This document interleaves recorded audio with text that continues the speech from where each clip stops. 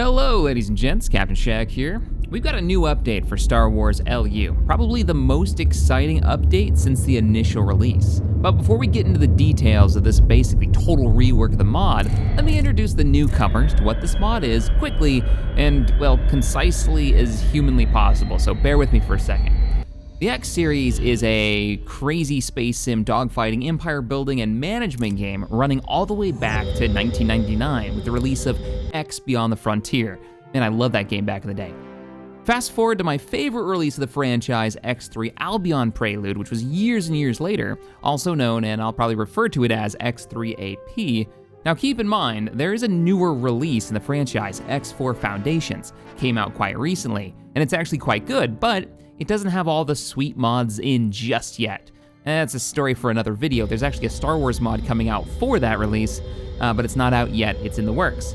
So back to X3AP. Now, Albion Prelude, X3AP, had an amazing mod called LitCube's Universe that rebuilt the base game to a much more stable. It had better fleet controls for epic space battles, it added real enemies that were actual threats to the universe, and a whole bunch of new game mechanics that generally just made the game funner to play. A few years later, a mod for the base X3 game came out called Star Wars Mod Reborn. That mod was later brought into the LitCube mod by a third mod author, and that's called Star Wars LU, which just got an update, and that's what we're talking about. Okay, so what's this new version? Well, we're at version 1.2.5, and it's a massive balance overhaul for everything. All the M6 Corvettes have been made cheaper and faster and have much more consistent hull strengths, meaning there aren't super tanky ones or super weak ones. All the M7s have been reworked so they don't turn like starfighters anymore. The dev's example of this is the Nebulon B having a habit of swooping around the battlefield. You're a frigate, act like it.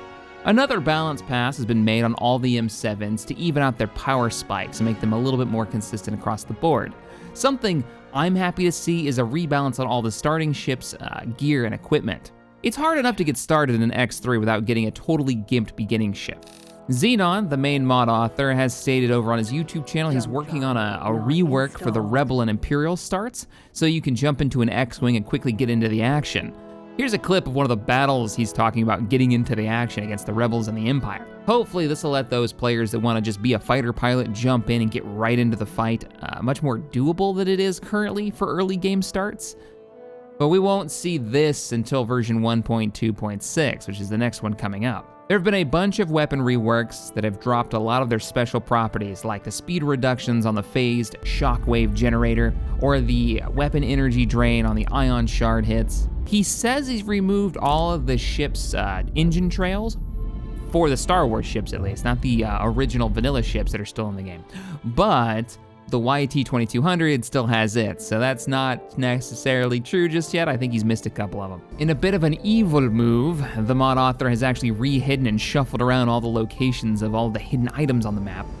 So it's time to start exploring again. Empire space has been reinforced. You may see some new patrols out there, and the starting location for the Empire's finest has changed. The OCV can't paralyze your ship anymore. That's nice. And the galaxy's most wanted game start now gets better gear to make it more doable. Quantum jump gate extensions have been installed on all of the ships. You get 5 beacons instead of just 1 in the hold, and you get double the starting money and a mining laser in your cargo bay. 2 new ships have been added, the CR-25 for the Rebels and the Mandos, and the AA-9 freighter for the Republic. Those ones have come from the Star Wars Reborn base mod. 2 new ships have come in, the Resurgent Star Destroyer's new model with permission from Warb Null, and the Allegiance Star Destroyer. Both of these are classed as M2s, by the way. A few other highlights. You can actually get the CCDS Mark III, this is your anti-missile system, from the Jedi Order in their sectors now. These are formerly Goner sectors. If you've watched any of my Let's Play or watched the streams over on Twitch, you know I've set up shop in Goner territory, Jedi territory, down there as a mining institution. The YT-1300 Falcon variant, this is the special one that can't be bought. It can only be captured or found abandoned. I've been using this as my main get-around ship in my campaign. Has gotten some sweet upgrades. It's got 6 weapons now instead of 2.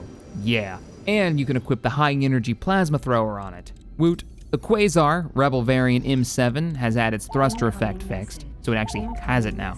The Skip Ray Blast Boat has had its health boosted from the broken 58 it used to be to 58,000, because decimal points are important. The MC-40A has had a bit of a nerf, dropping its forward guns down to 4 from 10, which makes sense. The MC ships probably shouldn't be the biggest and the baddest when it comes to firepower, but a bit more tanky in shields.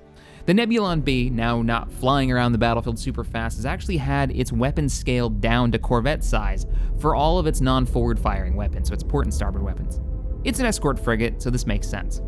And the Assault Frigate Mark II has a sweet hanger shield effect now that looks pretty good. There are a bunch of other changes, they're all listed over on the ModDB page, link is in the description below. Now, if you want to jump into this mod and you're thinking, oh, I want to wait until 0.6 comes out and jump into an X-Wing and get into those dogfights, you can update your save to the next version. LitCube actually built a script for this that does work for the Star Wars mod. It's all built into the game already, and there is a guide. I'll put a link to the video that the mod author has made on how to do the update. And there is a little bit of trickery with turning off your Windows security feature to make it go a lot faster, or it could take up to 20 hours. If you flick that off, it takes less than 15 minutes. But you can update from version to version, so if you want to start playing now, you totally can. Alright guys, that's gonna wrap up today's episode. Hope you enjoyed it. If you want to see more of these kind of update videos as these mods get updated, well, subscribe here, and I'm gonna of course be talking about it, because this is one of the cooler Star Wars mods that are out there. Between this and the Empire at War mods, yeah, there's some good stuff coming out that fans are working on, so. All right, everybody, see you in the next one. Later.